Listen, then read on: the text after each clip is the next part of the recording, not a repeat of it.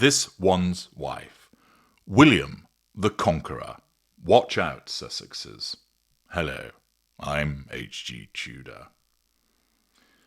All being well, at a future point, Prince William will become the King of the United Kingdom. It remains to be seen what regnal name he will choose. It's likely that he will stay with William, and that would mean that he would be King William V. Charles kept his name for his regnal name also, although the late Queen Elizabeth II's father, his given name was Albert. He was known as Bertie, but he chose the title of King George VI. It could be that William decides that he would have a new regnal name, maybe one of his middle names, Arthur, Philip, or Louis, or George. But it's most likely that he will stay with William. And there have been 4 Williams beforehand. William the Conqueror, who ruled from 1066, following the very famous Battle of Hastings, until 1087. Then William II, who was also known as William Rufus, 1087 to 1100. Then there was quite a gap until William III, also known as William of Orange, came along in 1689 following the Glorious Revolution and ruled until 1702. And then there was William IV, who ruled from 1830 to 1837. Interestingly, of the 4 Williams that have come before, 3 have had alternative titles: the Conqueror, Rufus, and of Orange. It'd be interesting to see if any such name is adopted for William. Indeed, he was asked about this some years ago, about the fact that the first William was William the Conqueror, and he was asked, "What do you want to be called?" William found that amusing and declined to comment. But it would appear that he is following in the footsteps of the Conqueror. Not, of course, by invading another country with an army. Those days for a king such as he will become are gone. But rather in relation to the conquering of the hearts and minds of the public. For he has recently undertaken an interview with Eugene Levy for an episode of Levy's show, The Reluctant Traveller.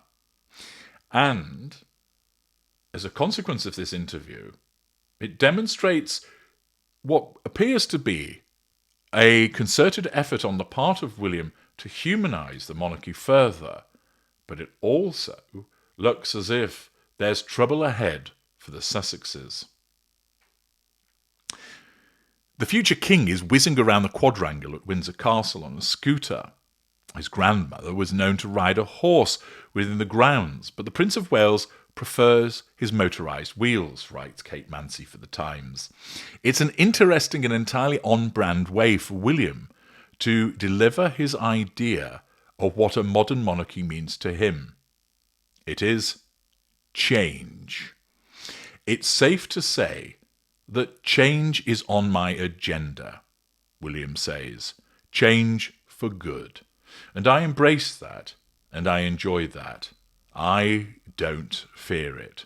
That's the bit that excites me.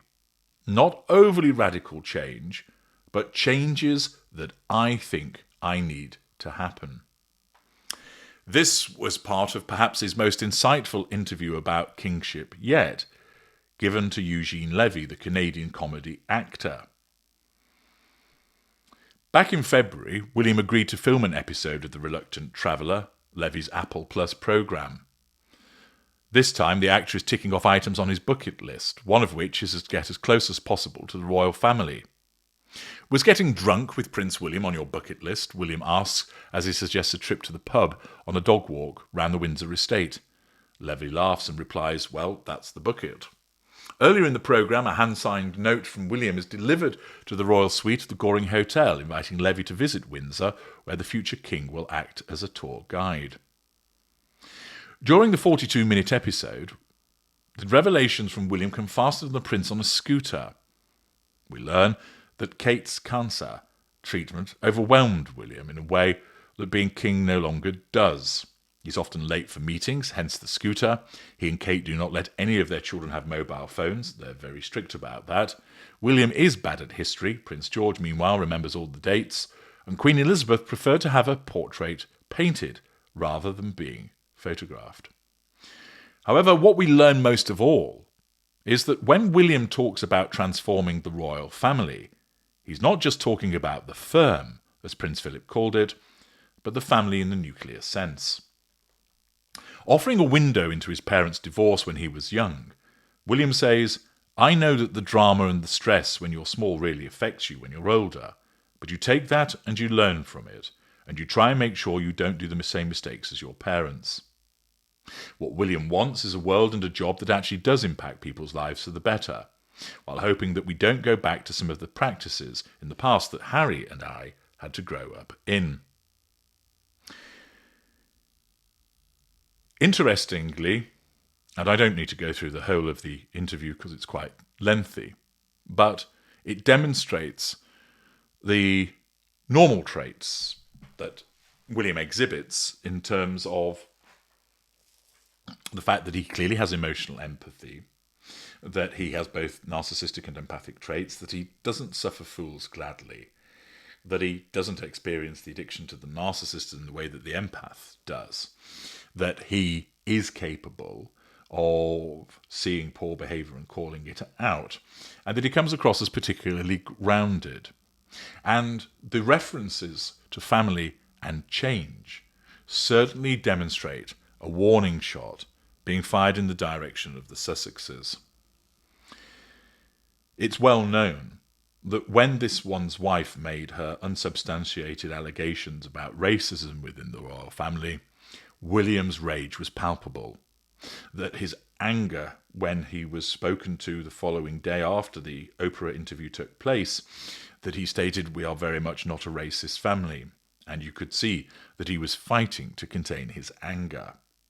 Furthermore, the repeated and sustained attacks against his wife when she was suffering from cancer also underpin the importance of family to him, and the lack of support that came from the Sussexes with regard to that, for instance, whereby the Sussexes did absolutely nothing to condemn the online behaviour of many of their supporters in relation to Catherine's disappearance and illness, spoke volumes.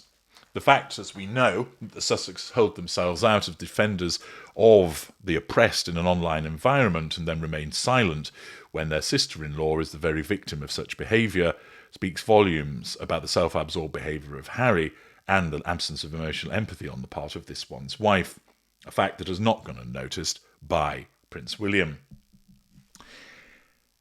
As has been explained in parts passing, King Charles operates a particular facade whereby he doesn't want the rift that has occurred with Prince Harry to become any greater than it already is. He doesn't want to be seen as a terrible father, despite, of course, evidence that supports that he has been poor in that respect. He doesn't want to rock that boat, and whilst he's not letting them back in, just yet at least, it's also the case that he hasn't gone so far as to outwardly condemn much of what they have done and taken steps to reduce their influence, which many people have called for. It's clear that the situation is going to be different with William, that he wants to conquer people's hearts and minds by showing a more humane side to the monarchy, with an emphasis on family because that's important to him, and also that there needs to be change. And with him foreshadowing the necessity of change, it is clear, based upon their behaviours, their lack of loyalty, their treachery and betrayal, and the appetite for change that King William, the ultimate King William, will have, is that the Sussex are going to find themselves affected by that.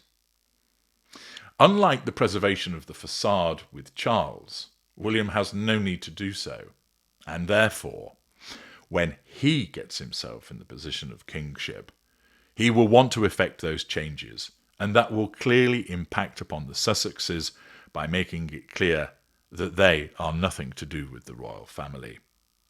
It won't be about revenge, although people will paint it as such, but simply a recognition that for the further preservation of the monarchy, where it has to show flexibility with an increased level of disinterest, particularly amongst the young, and questions asked about the maintenance of such a mechanism as the monarchy, steps need to be taken to change it, and that would include ensuring that parasites of the likes of Harry and this one's wife have no actual involvement with it. Since they don't want to work, why should they benefit from it? And the fact that William has referenced that there will be change, to my mind, demonstrates that the Sussexes are going to be caught up in that change, and already Prince William is laying the groundwork to ensure that those changes are effected, that he is getting the message out there ahead of when his rule starts, to let people know things are going to be different. And that means a warning shot being fired to the Sussexes. They need to watch out, because their time is coming for accountability for what they've done.